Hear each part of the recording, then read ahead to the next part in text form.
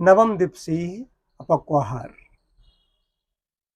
इधर देवी व्रत के दिनों में 9 दिनों का अपक्वाहार किया, साथ साथ में चिकित्सा भी स्वेदन करता रहा, वस्त्र कर्म भी हुआ, कुछ और भी थोड़े छोटे मोटे उपचार लेता रहा।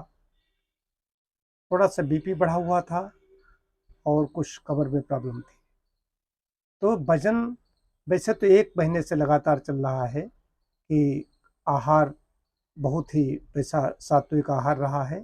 9 दिन पहले भी मैंने बताया था एक बार कि 3 दिन का जलोपवास, 1 दिन सूखा था, 2 दिन जल था, 3 दिन रसाहार, 3 दिन फलाहार। 9 दिवसीय एक बार पहले और भी किया था।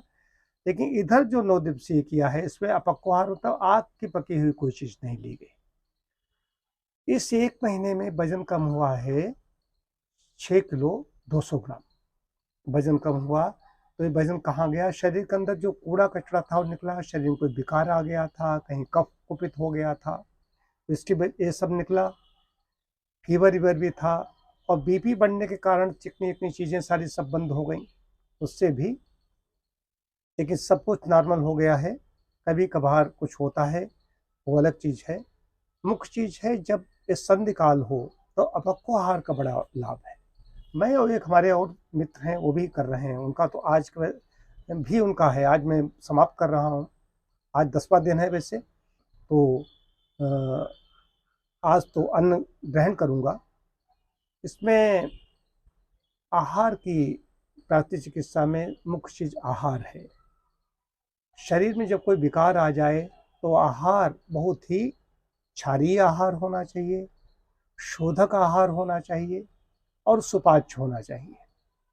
तो फल, ताजे फल इसमें बड़े अच्छे, सेब बहुत अच्छा आ रहा है, ये बड़ा अच्छा रहा, फलों के रस रहे। तो मैंने इधर सेब, तरबूज, शरीफा, अनानास, अनानास का जूस लिया और क्या नाम, संतरे, मौसमी, इस तरह की चीज़ें ली। और भी कुछ फल जो भी मिले, केला छोड़ करके नट्स मैंने बिल्कुल नहीं लिए।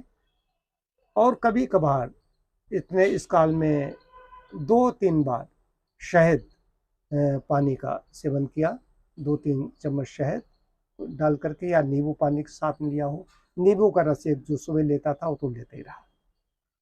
सुबह गुनगुना पानी, जो पानी की ठंडक थी इसको ठंडक खत्म करने के लिए थोड़ा सा उसको पानी को सम शीतोष्ण करने के लिए जो गर्म पानी रखा था उसमें मिला के जरूर पिया।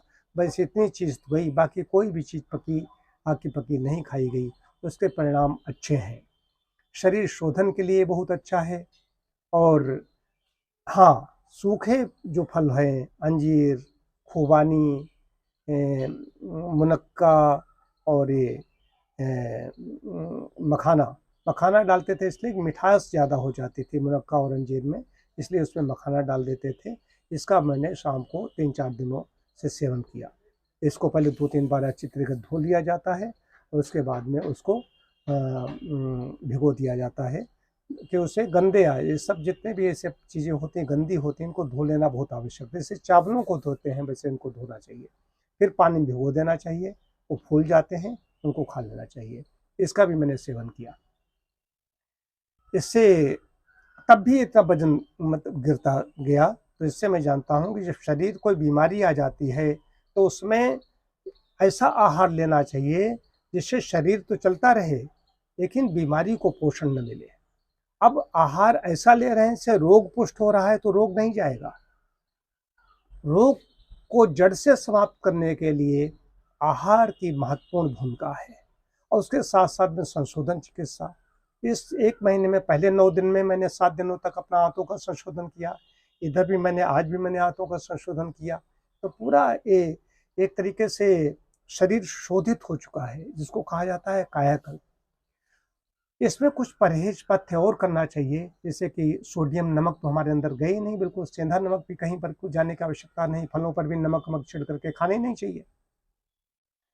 लेकिन जो कई लोग ऐसे होते हैं, सबसे बड़ा परहेज होना चाहिए कि जो मूर्ख टाइप के लोग होते हैं, जड़ जिनकी बुद्धि के लोग हैं, ऐसे लोगों की उपेक्षा तो कीजिए ही, अपने वैसे भी जीवन में करनी चाहिए, लेकिन इनसे सावधानी रखनी चाहिए। पता नहीं कौन कब कहाँ कैसी बात कहे, कैसी बात बोले, तो उसका मन पर क्या प्रभाव पड़ेगा। मन का शांत होना बहुत ज़रूरी है, इसलिए इस समय एकांत में रहना आवश्यक है। भीड़ भाड़ में रहेंगे, इधर उधर आएंगे जाएंगे तो ऐसा काम नहीं हो पाएगा। तो साधना काल में जैसे कायाकल्प में तो नित्य प्रातः सायं हवन होता है, संध्या, ध्यान, ये तो सब चलते ही, शास्त्रों का अध्ययन चलता है, इसमें योग दर्शन पढ़ा जा रहा है। लेकिन ऐसे लोगों से अब फोन है, अब फोन का भी उपवास बहुत आवश्यक है। फोन का उपवास नहीं कर रहे, पता नहीं फोन पर कौन कहाँ कैसे कैसे क्या कह दे, बताने का ढंग कैसा है, वही बात कैसे कही जाए, ये सब चीज़ें हैं। तो इनका भी सबका ध्यान, कई बार आदमी बिलबिला उठता है, हार्ट अटैक हो जाते हैं लोगों को ऐसी ऐसी बातें सुन करके। किसी का कोई प्रिय है, किसी के प्रिय का कहीं कुछ कुछ गड़बड़ हो जाए उसके साथ में, और उसको कोई बता दे जाकर तो उसके ऊपर क्या बीतेगी। तो उसके सामने कैसे बात रखी जाए, इन सब चीज़ों का ध्यान होता है, लेकिन सबको उतना ज्ञान नहीं होता है, ज्ञान नहीं होता है सबको, सभी को। तो इन सब लोगों से बचना है। मतलब वृत्त्याः पंचतयाः क्लिष्टाः क्लिष्टाः, क्लिष्ट और क्लिष्ट वृत्तियाँ बताई गई हैं, इसलिए ऐसे लोगों से भी सावधान रहना है। अपना इस काल में साधना काल है, इस काल में क्या करना है, चलें भी तो उतने ही चलें जितना दिखाई पड़ रहा है, ज़्यादा इधर ताक झांक न करें, पता नहीं किस पर दृष्टि पड़ जाएगी, वो संस्कार अंदर चले जाएंगे। हम करवट बदलते हैं तो हमारे संस्कार बन जाते हैं, ये समझने की बात है। इधर उधर देखते हैं, कोई आवाज़ आई, कोई किसी को साइकिल से जाते देखा, किसी को कार से जाते देखा, कहीं हॉर्न बजा, ये सब संस्कार अंदर चले जाते हैं, हम समझ नहीं पाते, इतने बहिर्मुखी हो गए हैं। तो साधना काल में ये बहुत रखना है कि एकांत में रहने का प्रयास करें, लोगों से कम मिलें, कम से कम बोलें, और अपना ही अपनी पवित्र कमाई का ही खाएं, ये विशेष बात।